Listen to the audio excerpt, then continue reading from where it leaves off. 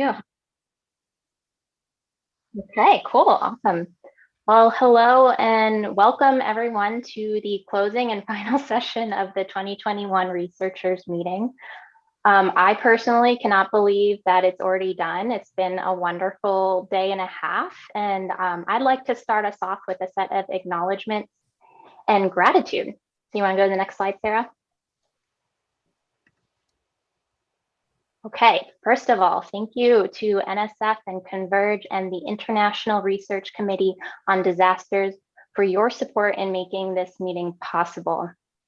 To the Natural Hazards Center team, thank you for organizing this wonderful opportunity to create this really special place for all of us researchers to join together every year. And again, with this year managing the technical snafus that come along with this virtual environment. To the organizing committee, thank you for working with Sarah and me, especially considering the sheer number of abstracts we received this year. We know how much time you spent going through each one of those individually and editing them and providing your reviews. And to our moderators for guiding our discussions, we really appreciate all of the work that you did to make each one of these sessions today extra enjoyable. Finally, to our chair, Sarah, thank you for continuing to lead the way this year. We are all so grateful to have a very thoughtful, dedicated, and intelligent chair like you to lead us here. And to everyone who is attending, we so appreciate you being here and dedicating your attention to the multiple presenters today. This conference wouldn't exist without you. Next slide. And then this year, again, we are distant but not distant. We had a record number of submissions, like I alluded to before, and I'm happy to say that the diversity of presenters is only growing in terms of the sectors represented, disciplines, countries, ages, and all sorts of backgrounds. I hope you all made a few new friends during this meeting. We are engaging again this year together from afar. Like Lori mentioned at the beginning of our meeting, the number of registrations just reflects how this virtual environment in some ways facilitates more participation from multiple places around the world, something we saw in our first two plenaries on longitudinal recovery research. So here's to completing another year of engaging and discussing our work in this field virtually. And I'm really looking forward to hopefully seeing many of you in person next year. Thank you. Thank you so much, Sabine. I also want to thank everybody repeating everything, vetoing everything that Sabine said. We are very, very grateful to everybody.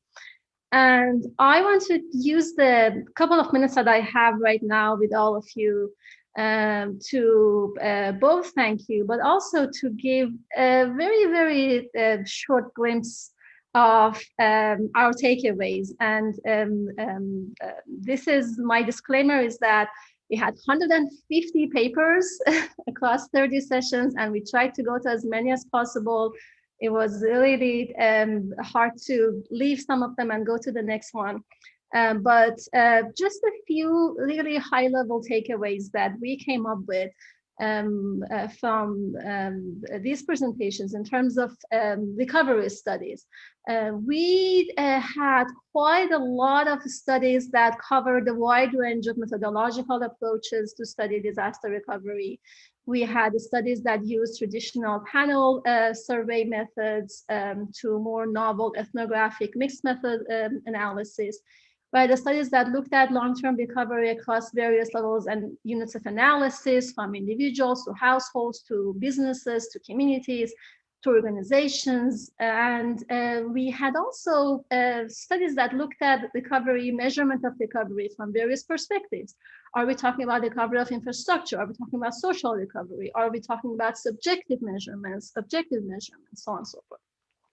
So maybe the most important takeaway for me was that something that we all know, but it really came to foreground, that recovery is a long process. It takes so long. Recovery evolves throughout the years. It doesn't remain the same process. Recovery is unequal. And recovery is a very, very complex process. So if we know those things about this process, let's adapt those lenses into the way we study it, so that the lessons we come up with, the findings we come up with would inform action in a way that addresses these issues. So one of the things that we found, we heard from many of you throughout today and yesterday during the plenaries, was that if we try to look at recovery unfolding in a longitudinal way, and with a mix of qualitative and quantitative lenses and methods, that way we can better see these complexities unfold. That way we can better measure and document and record the inequalities. We can better see the compounding effects of cascading disasters. We had quite a few COVID studies that I went to today, where they were looking at impacts of COVID, recovery from COVID in the context of disasters that happened 10, 15, 20 years ago. And that was so eye-opening and interesting for me. And then also on a positive side, looking at recovery over long term, my friend Kanako told us yesterday that you can also see that over the years, people's attitudes change, and you can see how successfully they learn to adapt and learn from their losses, learn from their recovery process, so on and so forth. And we also had another reminder about being longitudinal, looking more inward in our own fields. So being longitudinal in another sense for us means, as disaster researchers, we, for the past many years, we have been saying that many of my own papers start with this phrase that recovery is the least studied phase in the disaster cycle. And that is definitely changing, which is really good news. So Dr. Kelman reminded us that we need to be very intentional about recalling and preserving historical research on disasters that has been done throughout the years, throughout the decades, actually, about post-disaster recovery in our field. Another really important highlight that I want to mention is that we were reminded quite a few times by quite a few presenters that recovery, and in the same way, relocation, are not just about physical outcomes. Recovery is not only physical rebuilding, relocation is not only physical moving of people. And we saw quite a few examples of how ignoring the social, cultural, historical, economical aspects of the processes of recovery have led to some unintended consequences, negative unintended consequences, especially for socioeconomically marginalized and vulnerable communities. Last but not least, we asked our presenters in a few sessions, what are some of the best practices for better studying post-disaster recovery? How should we do it better? One of the most recurring responses to this question was that we should make sure to not be extractive in our number one, go back time after time, but make sure that you know that this is exhaustive for the community. So try not to be extractive. Try to make sure, be intentional from the beginning that what are you going to give back? Bethany reminded us in one of the plenaries yesterday. She had a very interesting, nice story about that. So with that, I'm going to leave you with this just 4 high-level highlights. I'm sure you came up with quite a lot yourself, and I hope to see those being shared in the next days and weeks and months. Finally, I wanted to give a couple of reminders. The recorded sessions will be made accessible on Pheedloop at the latest by next week, and they will be made available, they will stay available by December of this year. And if you like to work with us, be part of the organizing committee for next year, you know how to reach us. You have my email, you have Sabine's email, you have Lori's email. Please reach out to us. I promise, yes, it's a lot of work, but it can also be very, very fun reading through all those abstracts and learning about everybody's research.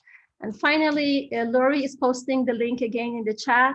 You have the link here. We want to hear your feedbacks. We have a very short survey, I promise. I think it's only 3 questions. If you could please click on that link, tell us how you felt about the researchers meeting this year. We would really appreciate it. With that, I'm going to hand it over to my friend Tristan and Sky.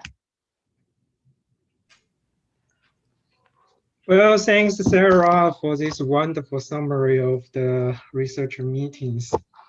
Hardit, I'm Skyhorn, the co-editor of EGMAT. To start with, I would like to thank for the opportunity letting us introduce the journal. As a journal of ISARC 39, the editorial team this year continuously dedicate our efforts to improve the user experience and geared our journal to international standards.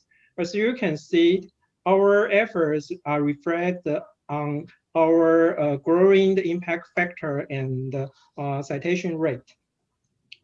Our journal right now, they have an acceptance rate among the 15% to 20%.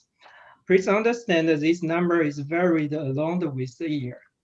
For example, we actually delivered more acceptance decisions in this year. It's because we received a lot of successful revised and resubmission manuscript. Meanwhile, we don't commit ourselves with speeded and timely review process.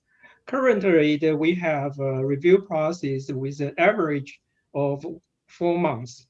Nonetheless, I would like to deliver our apology here. I know that some of the authors experience and wait longer than this number. It's maybe because we are training the new members. But more likely, please understand that it means we treat your works very seriously, and we really, really want to land your article in our journal. Next slide. Okay, here I am very pleased to share that this year we connect and link our journal with Google Scholar. That means right now that you can access all of the article published in our journal via Google Scholars. Please understand that all of the article published in EGMAT more than 3 years are open access. Meanwhile, I would like to mention that we will have some new elite members join the editorial team. We will have Dr. Dong from Australia as a new associate editor, and Professor Brindle from California as new editor, proof editor. We are also seeking the collaboration with publishers. Hopefully, we will have some updates later. I will pass it to Tristan for more details. Oh, for more details about review process, I believe. So, okay. So I'm gonna take a few more minutes to talk about review process for EGMAT. So basically, it's a blind review process. So it's double blind. So feel free. When you receive your reviews, we make sure that reviewers will know who are the authors.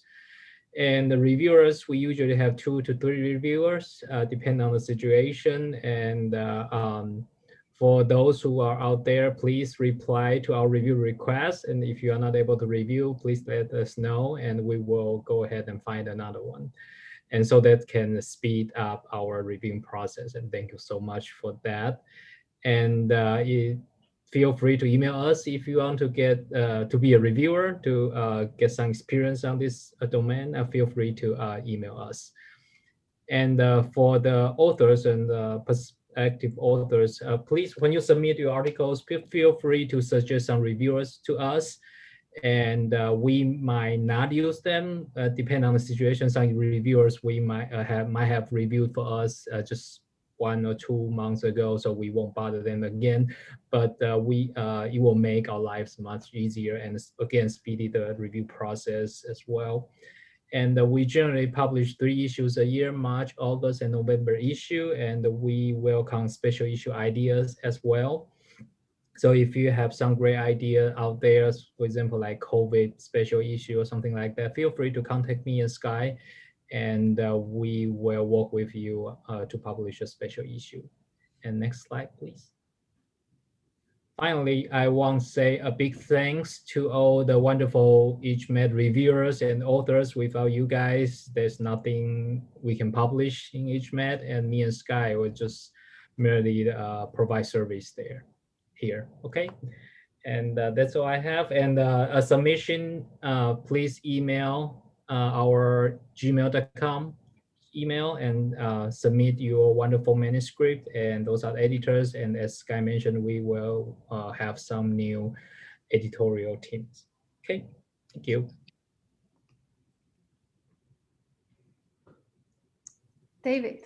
Okay, I could see my cue there. So first of all, I wanted to thank Sarah and Sabine, certainly, for organizing this. It's been tremendous. And also thank you, Lori and Jen, for supporting all of this and for entertaining the idea of a longitudinal recovery research focus for this meeting. It has been tremendous to hear all of the scholarship from across so many different sectors and international scholarship. It's really been inspiring.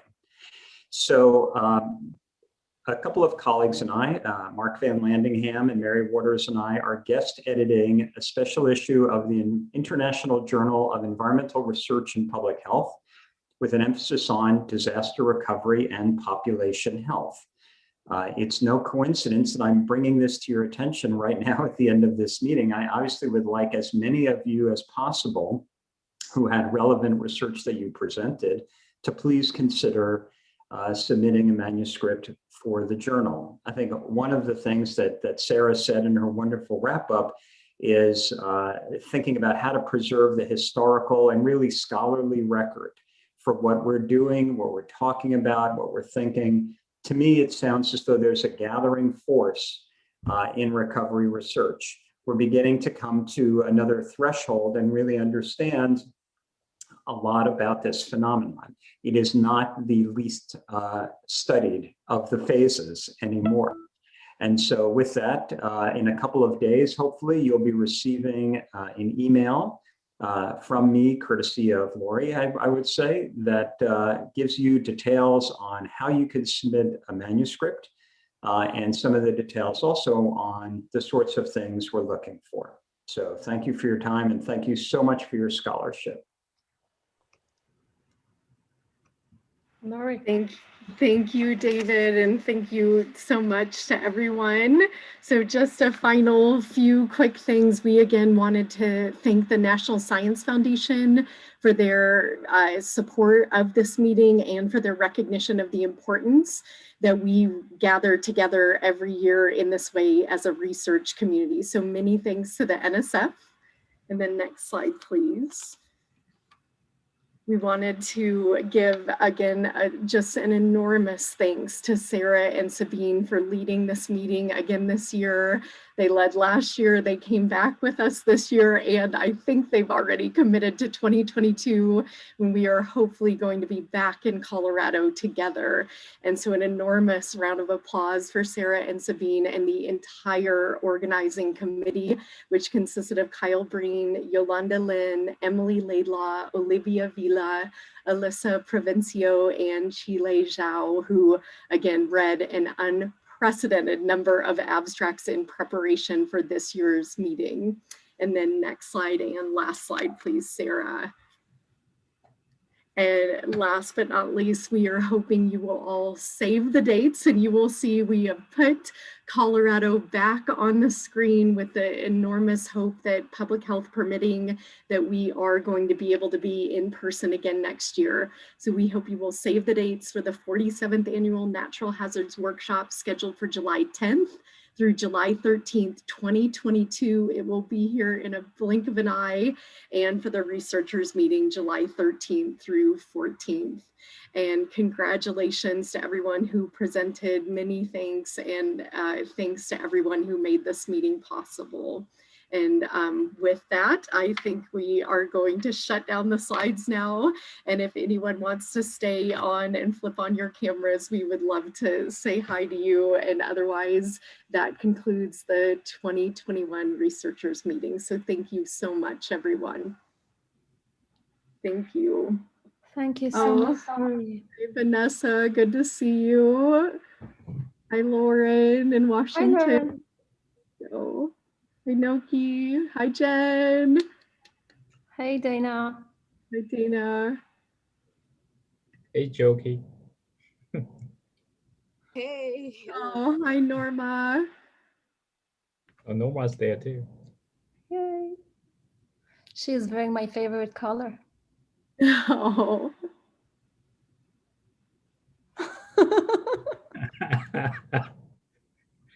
Same here.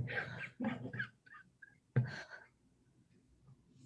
a wonderful group. So we're just gonna hope for next year to all be together. So I Sarah, know, yeah. any last things you want to say before we stop this recording and shut this session I guess down? you should take one of those, what do you call it? Not selfie, pictures from screen. I don't know what do we call it. Lauren took one last year. A screenshot. I know, I can do that. I can do that right now. If anybody wants to. Yeah, if you'll turn on your cameras. I And then know. we will make one with funny faces. How about that? I'm going Oh. to reserve the interlock now. Next year. Hey, Yalka. Hi, Yolanda. Okay. Cameras on if you're ready for that picture. Yay. Take all of this hair out of my face. Congratulations, Nancy. Okay. I like that outcome of the palm trees. Melissa, we see your background. Oh, we see you. Now. Hi, Santina. Santina. Nice. Okay. Okay, I will go ahead right now. Okay, 1, 2, 3. Okay, I hope I got it. I think I did. Does anybody else want to take it? Oh, I'll get one Oh, more. we have new people turning on their cameras. I know. Jen, will you take a screenshot too so we have a backup as always together? Okay, ready? 1, 2, 3. Thank you, thank you, thank you. It's really hard to say goodbye, but we have to. Bye, everybody. Thank you so much. I know. Thank you, Bill. Thank you, everybody. Thank you. Bye.